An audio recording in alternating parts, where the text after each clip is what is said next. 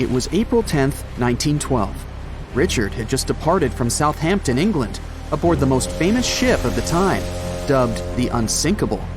Since he had just witnessed a near collision with the SS City of New York, he decided to write to his wife and report the unfortunate and frightening event. "My dearest Sal," he wrote, "we got away yesterday after a lot of trouble." Little did he know that a mere 4 days later, both his pen and the ship he was on would be lost forever at the bottom of the North Atlantic Ocean. Was this some sort of bad omen? Did Richard actually foresee what was about to happen to the ship he was on?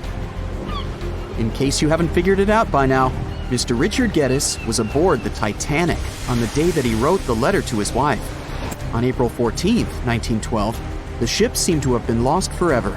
Along with it, so many secrets and treasures have settled at the bottom of the ocean. It took until 1985 for the Titanic's wreck to be finally rediscovered using state-of-the-art sonar technology.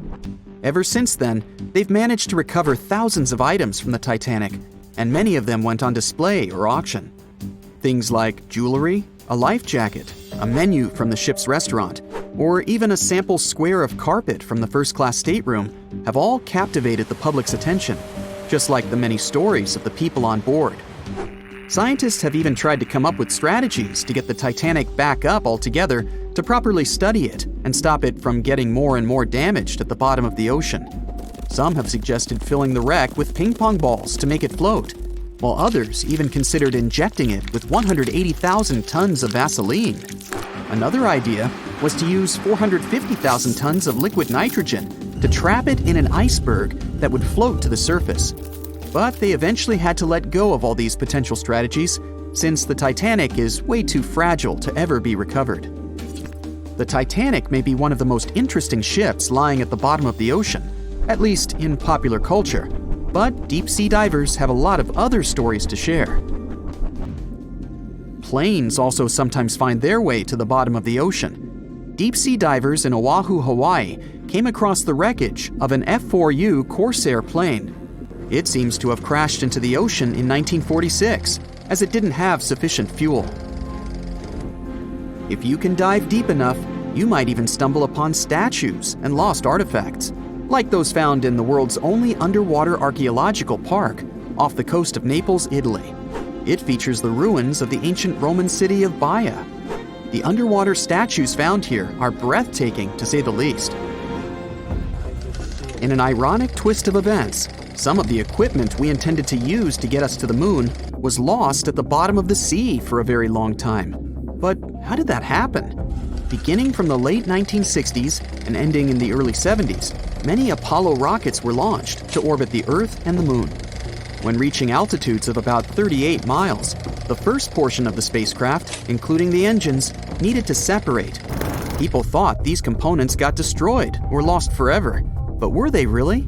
In 2012, a team of specialists discovered a bunch of rocket engines 14,000 feet off the coast of Florida. They have since gone through a 2-year renovation plan and are now on display at Seattle's Museum of Flight. Can you imagine stumbling upon a whole city underwater? Back in 2001, a lost city was discovered in the Gulf of Cambay, off the coast of India. Some archaeologists believe it to be the oldest city in history. By comparison, it's almost the size of Manhattan and features massive walls and even plazas. They stumbled upon pieces of sculpture, artwork, and even what looked like ancient wooden furniture, believed to date back up to 9,500 years ago and 5,000 years older than any city previously discovered. Okay, how about an underwater river? I can't even imagine what that would look like, but some deep divers claim to have seen it south of Tulum, Mexico. Is that even possible? Well, not really, since the Cenote Angelita Cave is not a true river, but a very special type of optical illusion. It's formed by a halocline, meaning a cloud of hydrogen sulfide at the bottom of this underwater cave. Turns out you can actually swim right through this cloud, which makes you feel like you're swimming through a flowing body of water. Not all things discovered underwater are inanimate objects. Some of them are actually quite scary sea creatures. A jellyfish might not be on your list of things to look out for if you can avoid the stings. But this giant one, also known as a lion's mane jellyfish, is the largest known species of its kind. In all fairness, you'll only uncover it if you happen to dive into the waters of the Arctic, Northern Atlantic, and Northern Pacific Oceans. You surely won't miss it, since it stretches across 120 feet from the top to the bottom of its tentacles. When it comes to deep-sea diving, a lot of people are looking to discover some lost treasure. One diver was lucky enough to have hit the literal jackpot when he came upon nearly $1 million worth of treasure on the bottom of the seabed. That was back in 2015, when this lucky diver was swimming just off the coast of Florida. What did he find, you might ask? Well, about 51 gold coins, 40 feet of gold chain, and a rare single coin that was tailored for the King of Spain, Philip V. Speaking of people looking for lost treasures, divers also sometimes found pirate ships. They discovered one of these pirate shipwrecks in 2015 off the coast of Colombia. It dates back to the 18th century. The value of this forgotten ship was estimated to be between $4 billion and $17 billion, as it contained treasures, precious stones, gold, and countless other really valuable items.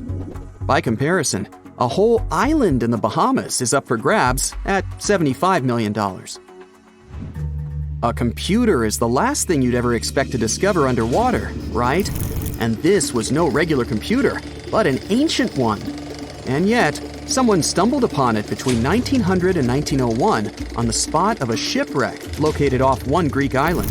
Researchers believe this weird stone contraption to be the earliest form of a computer.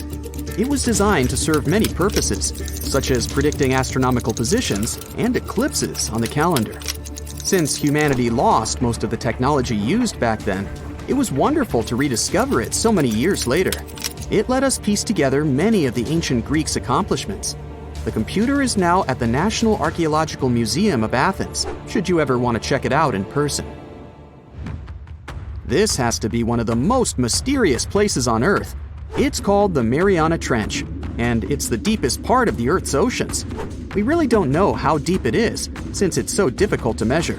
But it's somewhere around 7 miles deep and 5 times longer than the Grand Canyon. They first studied this massive underwater hole back in 1875 using a weighted rope. Back in 2012, a Canadian film director named James Cameron reached the bottom of the trench in the submersible vessel Deep Sea Challenger. Some of the most bizarre creatures on the planet call this place their home, including the Dumbo octopus, the sea cucumber, and the goblin shark. The Mariana Trench took its name after the nearby Mariana Islands, which are named Las Marianas in honor of the Spanish Queen Mariana of Austria. That's it for today. So hey, if you pacified your curiosity, then give the video a like and share it with your friends. Or if you want more, just click on these videos and stay on the bright side.